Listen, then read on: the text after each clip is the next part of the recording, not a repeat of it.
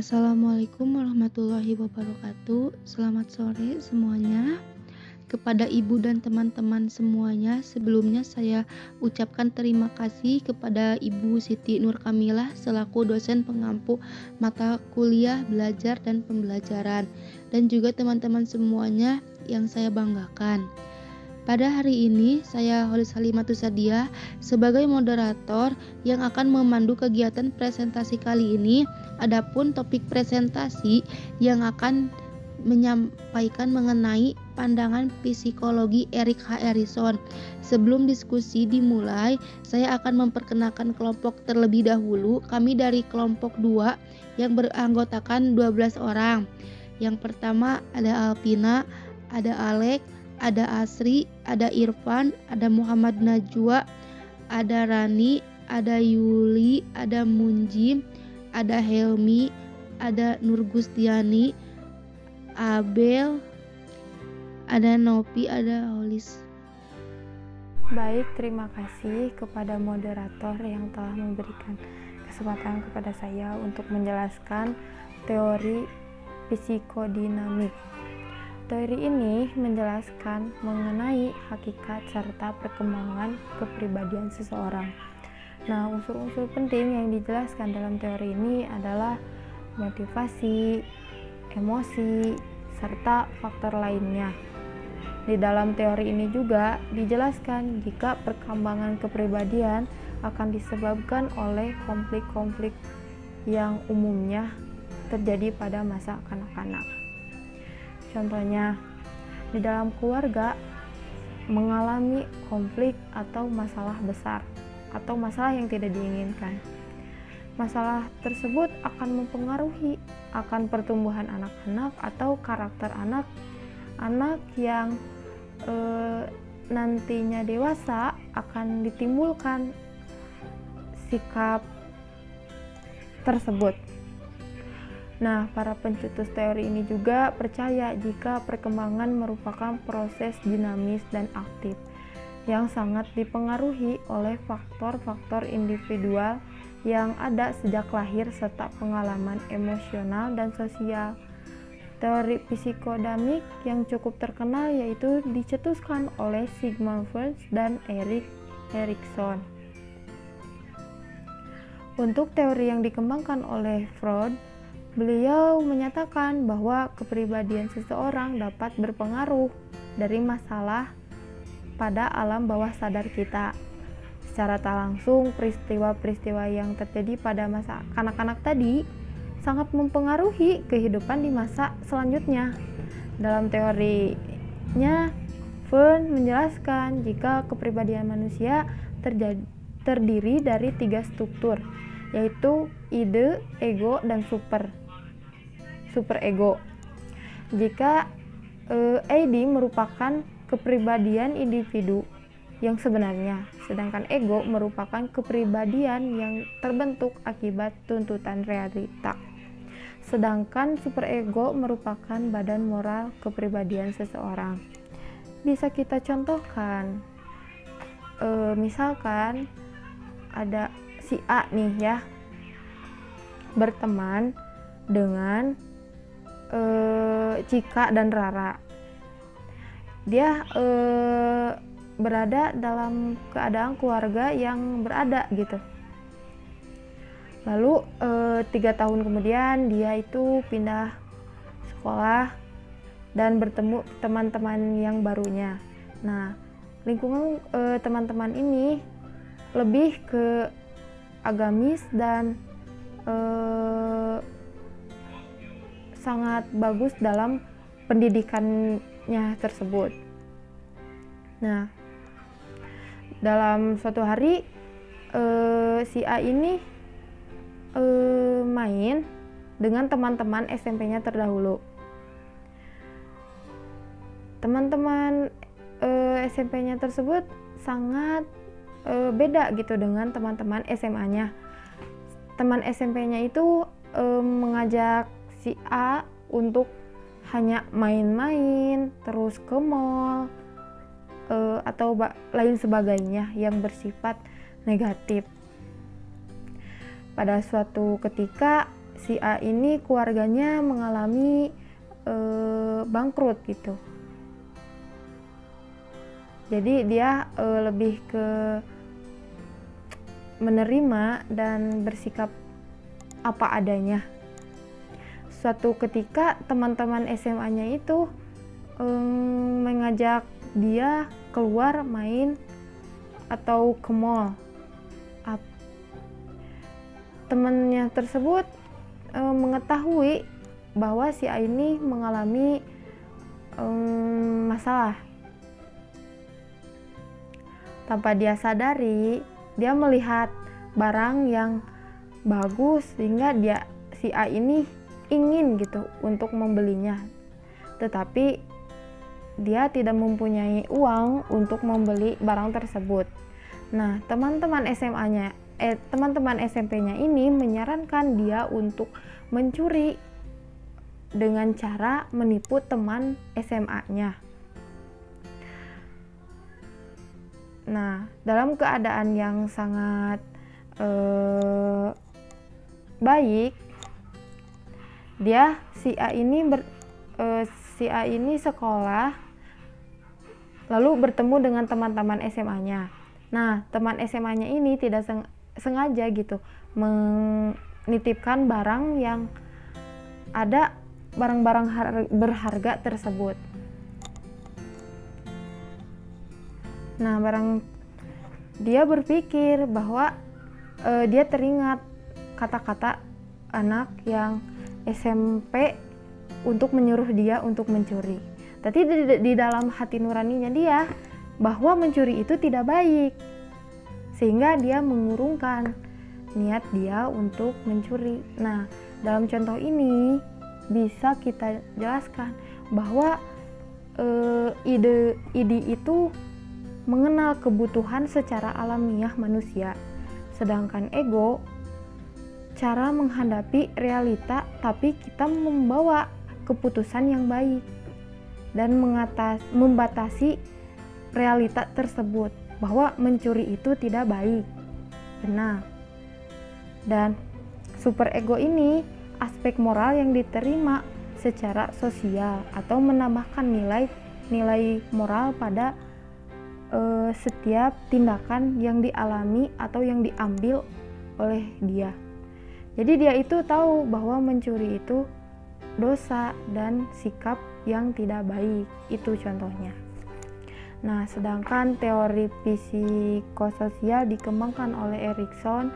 Beliau meneliti dalam penguraian serta memperluas dari struktur psikoanalis yang sebelumnya sudah dijelaskan oleh Fern dan merumuskannya kembali yang disesuaikan dengan dunia modern.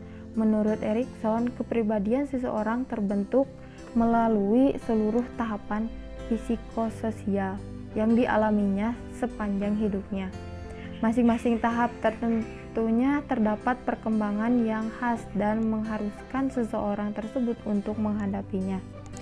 Jadi, kepribadian itu sangat dipengaruhi oleh lingkungan sosial atau lingkungan keseharian kita untuk membentuk karakter atau sikap.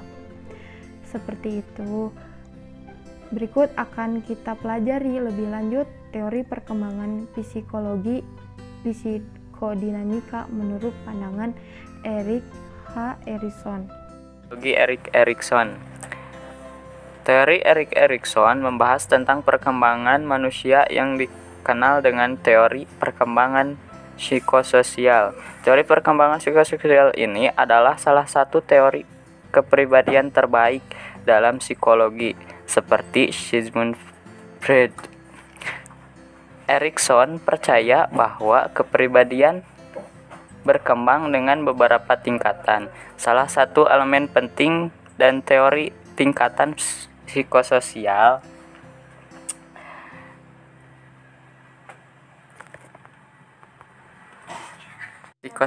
Erikson adalah perkembangan persamaan ego. Persamaan ego adalah perasaan sadar yang bisa dikembangkan melalui interaksi sosial. Menurut Erikson, Perkembangan ego selalu berubah berdasarkan pengalaman dan informasi baru yang kita dapatkan dalam berinteraksi dengan orang lain. Erikson juga percaya bahwa kemampuan, motivasi, sikap, dan perbuatan dapat membantu perkembangan menjadi positif. Inilah alasan mengapa teori Erikson disebut sebagai teori perkembangan psikososial. Salah satu elemen yang penting dan tingkatan psikososial Erikson adalah perkembangan mengenai persamaan ego. Suatu perasaan sadar yang kita kembangkan melalui proses interaksi sosial. Ego bersifat adaptif dan kreatif, beruang aktif, otonomi, membantu diri menangani dunianya. Dia juga mengakui sifat rentan ego, defense yang irasional, efek trauma individual yang langgang, dan dampak lingkungan yang membatasi dan tidak peduli terhadap individu. Namun, menurutnya, ego memiliki sifat adaptif, kreatif, dan otonomi. Ego yang sempurna menurut Erikson adalah yang mengandung 3 aspek utama, yaitu fakultas, universalitas, dan aktualitas.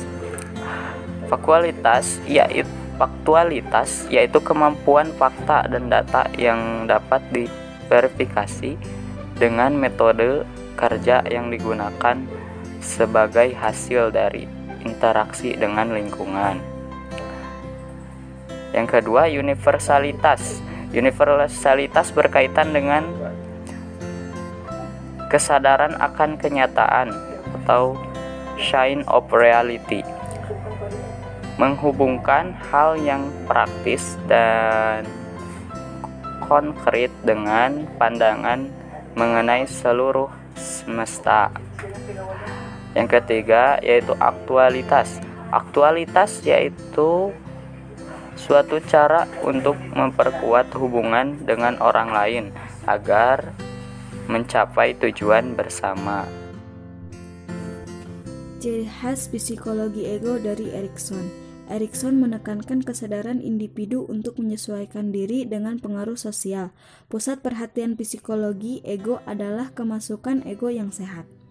Erikson juga berusaha mengembangkan teori insting dari Peirce dengan menambahkan konsep epigenetik kepribadian.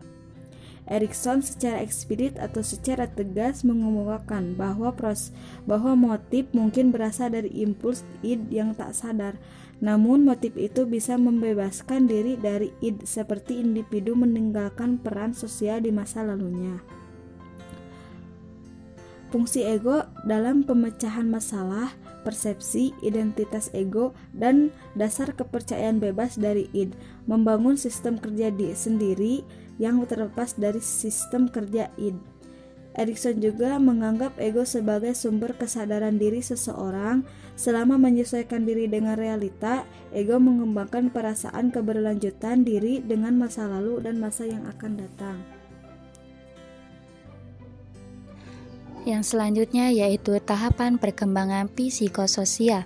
Teori psikososial Erikson berkaitan dengan prinsip-prinsip dari perkembangan secara psikologi dan sosial dan merupakan bentuk perkembangan dari teori psikoseksual dari Sigmund Freud.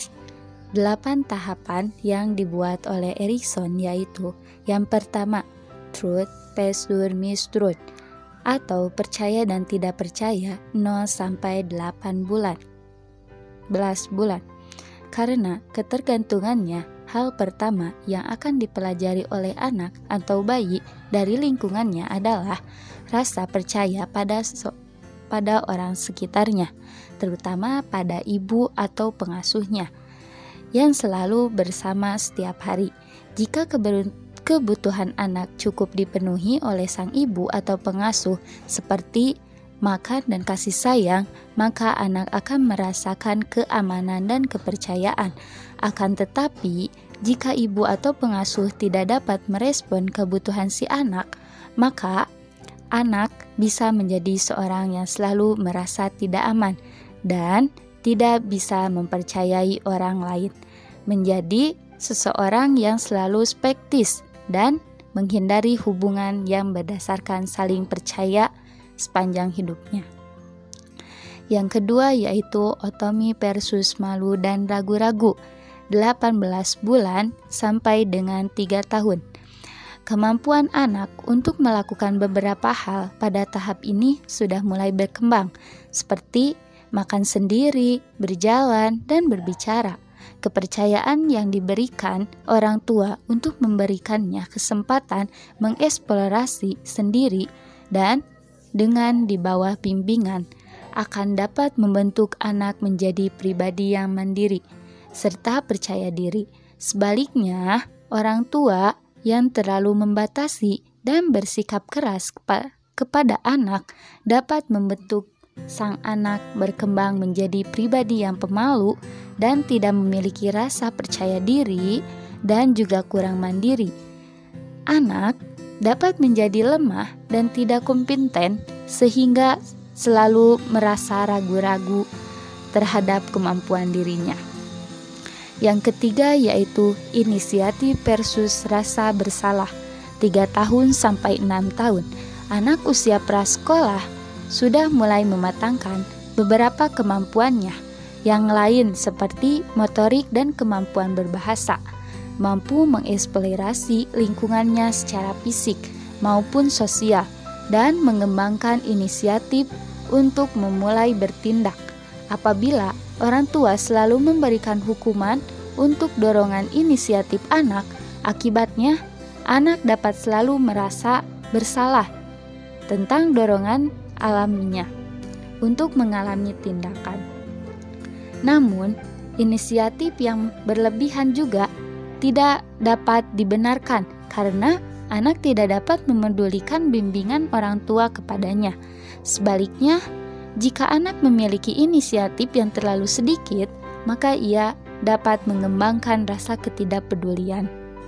Baik, saya akan menjelaskan poin keempat, yaitu industri versus inferiority atau tekun versus rasa rendah diri.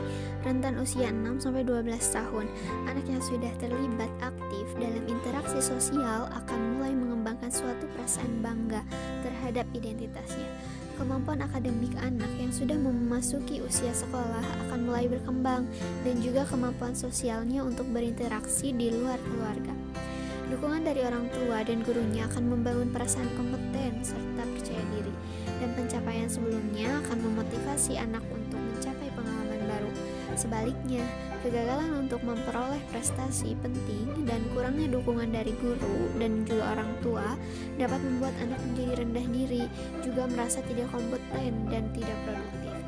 Yang kelima, ada identity versus role confusion atau identitas versus kebingungan peran. Rentan usia dari 12-18 tahun. Pada tahap ini, seorang anak remaja akan mencoba banyak hal untuk mengetahui jati diri mereka yang sebenarnya. Dan biasanya anak akan mencari teman yang memiliki kesamaan dengan dirinya untuk melewati hal tersebut. Jika anak dapat menjalani berbagai peran baru dengan positif dan dukungan orang tua, maka identitas yang positif juga akan tercapai. Akan tetapi, jika anak kurang mendapat bimbingan dan mendapat banyak penolakan dari orang tua terkait berbagai peranannya, maka ia bisa jadi akan mengalami kebingungan identitas serta ketidakyakinan terhadap hasrat serta kepercayaan dirinya. Yang keenam, ada intimasi versus isolation, yaitu keintiman versus isolasi, rentan usia dari 18-35 tahun. Tahap pertama dalam perkembangan kedewasaan ini biasanya terjadi pada masa dewasa muda, yaitu merupakan tahap ketika seseorang merasa siap membangun hubungan yang lebih dekat dan intim dengan seorang yang lainnya. Jika sukses membangun hubungan yang erat, seseorang akan mampu merasakan cinta serta kasih sayang. Pribadi yang memiliki identitas personal kuat sangat penting untuk dapat mengembangkan hubungan yang sehat. Sementara, kegagalan menjalin hubungan bisa membuat seseorang merasakan jarak dan terasing dari orang lain. Selanjutnya, untuk tahap perkembangan psikososial yang ketujuh yaitu generativity versus stagnation atau generativitas versus stagnan. Rentan usia 35-64 tahun. Ini adalah tahap kedua perkembangan kedewasaan. Normalnya, seseorang sudah mapan dalam kehidupannya. Kemajuan karir atau rumah tangga yang telah dicapai memberikan seseorang perasaan untuk memiliki suatu tujuan. Namun, jika seseorang merasa tidak nyaman dengan alur kehidupannya, maka biasanya akan muncul penyesalan akan apa yang telah dilakukan di masa lalu dan merasa hidupnya mengalami stagnasi. Yang terakhir atau yang ke-8 yaitu integrity versus despair atau integritas versus keputusasaan. Rentan usia 65 tahun ke atas. Pada fase ini, seseorang akan mengalami penglihatan kembali atau flashback tentang alur kehidupannya yang telah dijalani. Juga berusaha untuk mengatasi berbagai permasalahan yang sebelumnya tidak terselesaikan. Jika berhasil melewati tahap ini, maka seseorang akan mendapatkan kebijaksanaan. Namun jika gagal, mereka bisa menjadi putus asa. Perbandingan tahapan Erik Erikson dengan Sigmund Freud.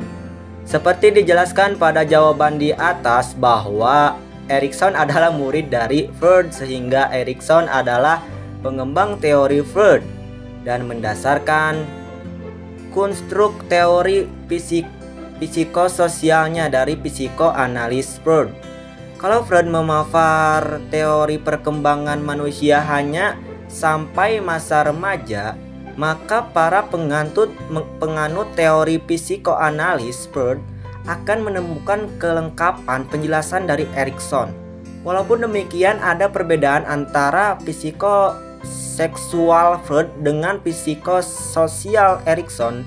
Beberapa aspek perbedaan tersebut dapat dilihat di bawah ini.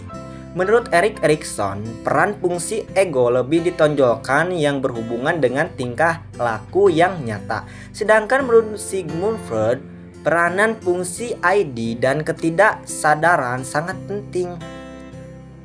Menurut Erik Erikson, hubungan-hubungan yang penting lebih luas karena pengikut sertakan pribadi-pribadi lain yang ada dalam lingkungan hidup yang langsung pada anak, hubungan antara anak dan orang tua melalui pola pengaturan bersama. Sedangkan menurut Sigmund Freud, hubungan segitiga antara anak, ibu, dan ayah menjadi landasan yang terpenting dalam perkembangan kepribadian. Erik Erikson berpendapat orientasinya optimistik karena kondisi-kondisi dari pengaruh lingkungan sosial yang ikut mempengaruhi perkembangan kepribadian anak bisa diatur. Orientasi patologi mistik karena berhubungan dengan berbagai hambatan pada struktur kepribadian dalam perkembangan kepribadian. Menurut Erik Erikson, konflik timbul antara ego dengan lingkungan sosial yang disebut konflik sosial. Sedangkan Sigmund Freud, timbulnya berbagai hambatan dalam kehidupan psikisnya karena konflik internal antara ID dengan superego. Menurut Erik Erikson, menempatkan titik tekan yang lebih besar pada dimensi sosialisasi, sedangkan menurut Sigmund Freud menempatkan titik tekan yang lebih besar pada dimensi psikologi. Selanjutnya, 3 aspek ego yang saling berhubungan menurut Erikson. 1. Body ego. Body ego merupakan suatu pengalaman individu terkait dengan tubuh atau fisiknya sendiri. Bila melihat fisik kita sebagai hal yang berbeda dari milik orang lain, jadi dia merasa bahwa fisiknya berbeda dengan orang lain. Yang kedua, ego ideal merupakan suatu gambaran terkait dengan konsep diri yang sempurna. Individu cenderung akan berimajinasi untuk memiliki konsep ego yang lebih ideal dibanding orang lain.